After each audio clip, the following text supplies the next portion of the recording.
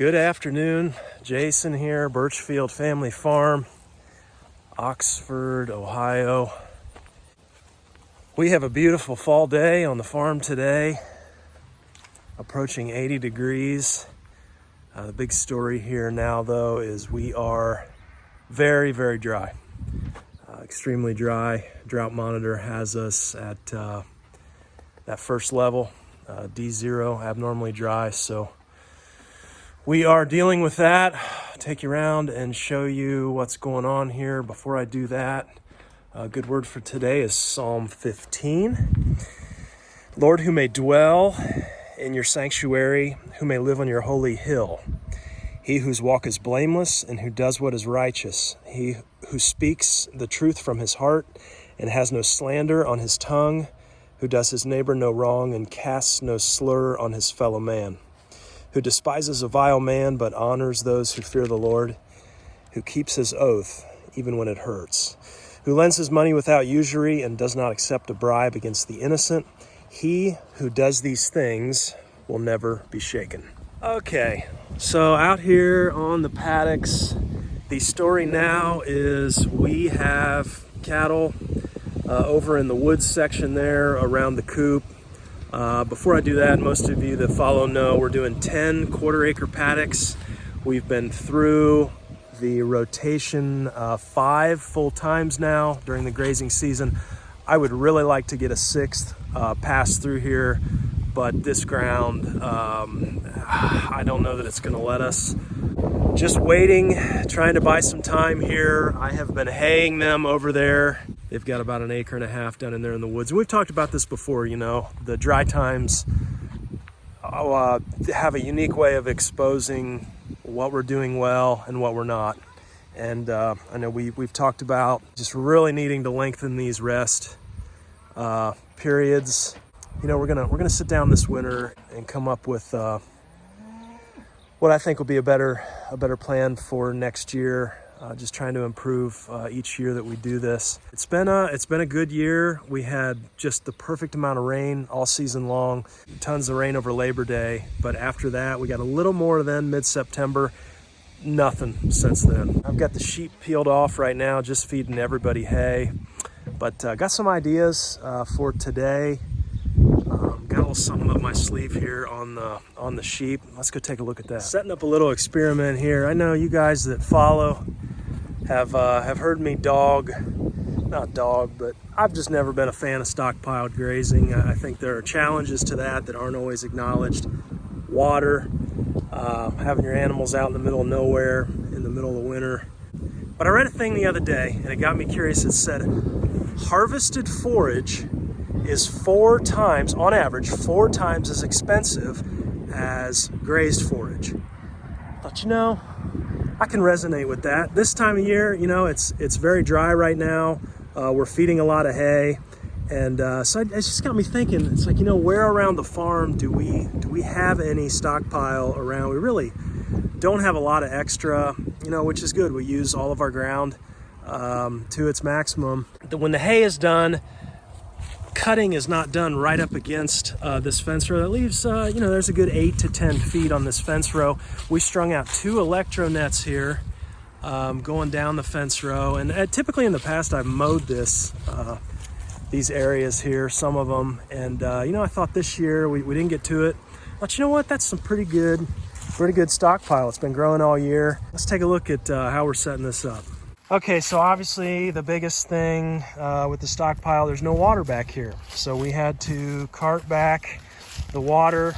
And then the other major challenge is the electric fence. So I know I hear coyotes all the time back in that woods.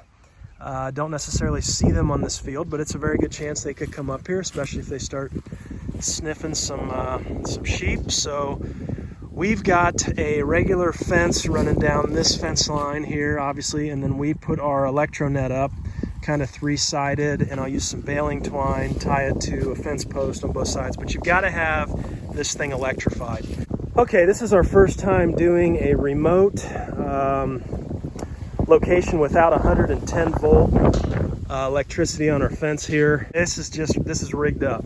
car battery, old 12 volt car battery, a couple pieces of rebar. Rebar are not ideal, by the way, because they rust.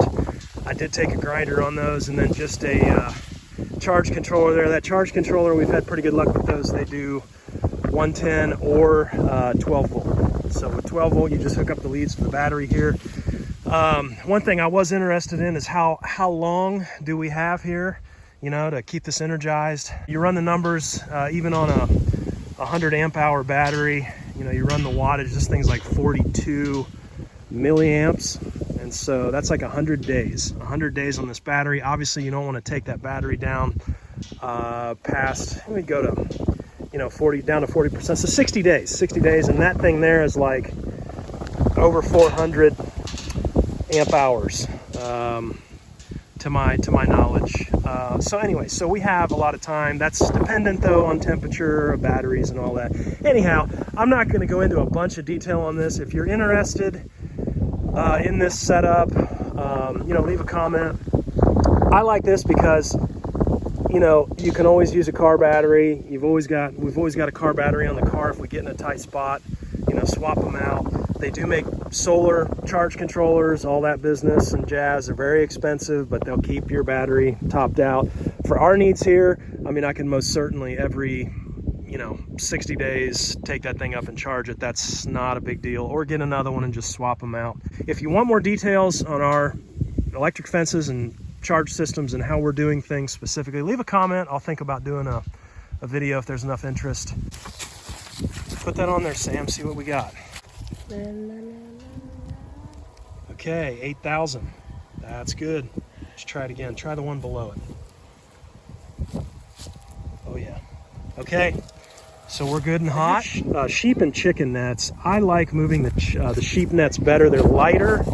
You don't need a chicken net for sheep unless I've discovered when we're lambing and we want to keep them electrified, I will use a chicken net and keep that hot as a firecracker to keep them from getting tangled up in it. But regular sheep, we're going to just put the ewes back here. In terms of space, there really is quite a bit of space in this fence row.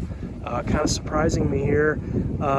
We typically run a little more than 2 of these electro nets. These are 165 feet each, and then we do another 50 footer. And when you connect all those together in a square or circle pattern, you come close to a 1/4 acre. So with this, we're just doing 3 sides. We've got the other side obviously running down. So I bet we're close. I bet we're close to maybe 1/4 acre here. I don't know. Okay, so heading back up to run them here. We've got one of the gates open, connected to the electronet. As is the case out here, this will turn out to be one of the dumbest things we've done, or one of the most resourceful. Time will certainly tell. Sam's going over to get them, but they're going to be coming out this little gate here. Right now they're up front. He'll run them around through here, try and get them through that pasture, and the girls are going to camp out over here, send them through those gates, and then I'll be here. We're going to try and gently keep them up against this fence all the way down, and then that's where we're headed to. Okay, here we go, coming through the gate. Oh, there's always got to be one.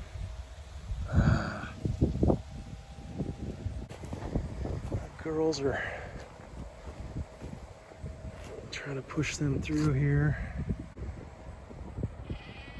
Okay. Looks like we're going all right. All right, guys, good job. Let's just keep them right up against that fence, huh? All right, let's take it slow. Yeah, there we go. Sam and I will stay up front. Come on, sheeps. All the way to the back. Let's go. There you go. As they move, you move. Yeah, there we go. Okay, not too quick, not too much. You guys are doing good. Heading down the hill here and up.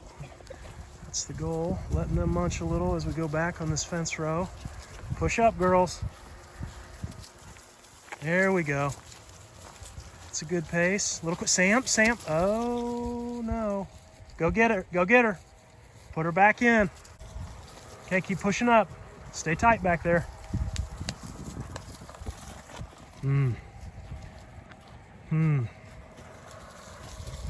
Oh no. Disaster. They're going back from whence they came. Like, what are we doing out here? We've never been this way. Oh. All right, let's try again. Get those arms out. Get them going the other direction. Let's go. Come on. There we go. There we go. Okay, up the hill. Up the hill. You guys are doing good.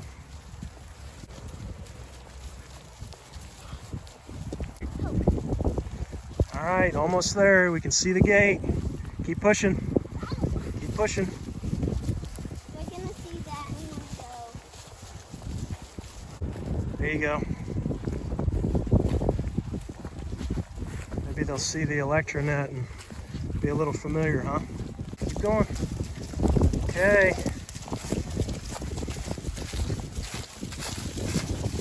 All right. Keep going, sheeps. No, no, don't turn around. Get out there. There we go. All right, we did it. Good work, guys. Okay, let's get it buttoned up. Good job, guys. Nice work. Squished in there. I know, they'll spread out. Oh, look at them eating already. They're loving it.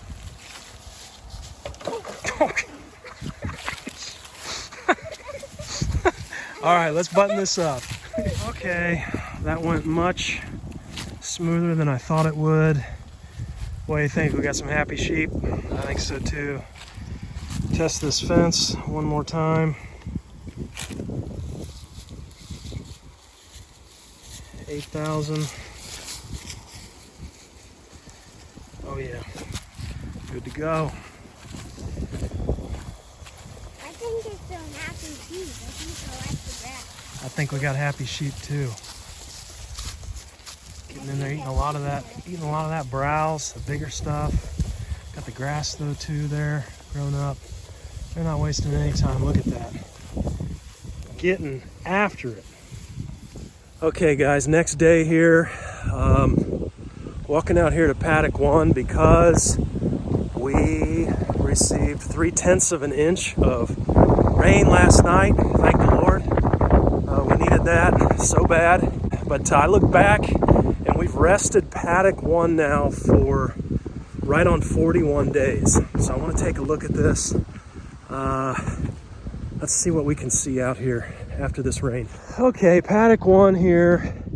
Just not much here. I mean, obviously with the rain, I know it's not going to do much overnight, but you know, 40 plus days of rest here. And again, we're learning. We've been talking about this, but we cropped this down, you know, way too low on that last pass through, which means I kept them here too long, which means we need to move a little quicker and leave them a little more residual, longer rest periods, combination thereof. But there's some here, but certainly not gonna put them back out on this right now. I did look back, and interestingly enough, we were grazing.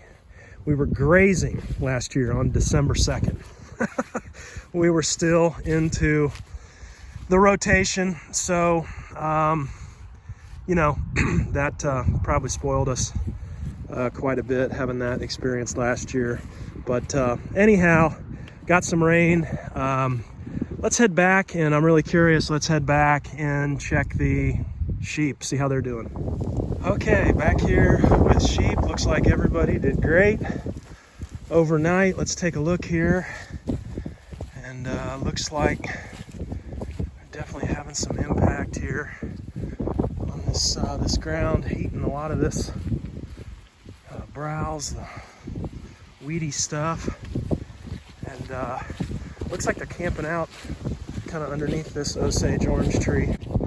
Okay, this is super interesting to me. I don't know why, but they'll come to this edge here, these briars, and not go any further. This is like half the distance down here. Tons of good stuff down here. Come on, you guys. know if I just need to come down here. Come on. Because the water and everything maybe is at the other end. I'm very curious. Oh, the briars kind of stick out right there. Huh. Let's see what they do here. Okay, so one of the reasons for having the two electro nets back here is when we go to move them, we can put them into one net and then move the other net. Obviously, we can't have them out here, you know, all over the field. And so they refuse to come past this this spot here. So when we move them, we'll have to enclose them in this first fence. No, I'm sorry, in the second fence. We'll move them down a little, and then we'll take this first fence and move it around so as not to let them out. Curious though. Okay, I did shut the fence off and just ran them down through here, and gosh, it's so curious. It's almost like they're starving here. Loving this. So something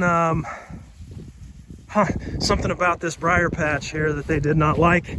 They did kind of go single file here through this area when I ran them. This does have stickers on it. So maybe an issue there, but it should be good now, hopefully.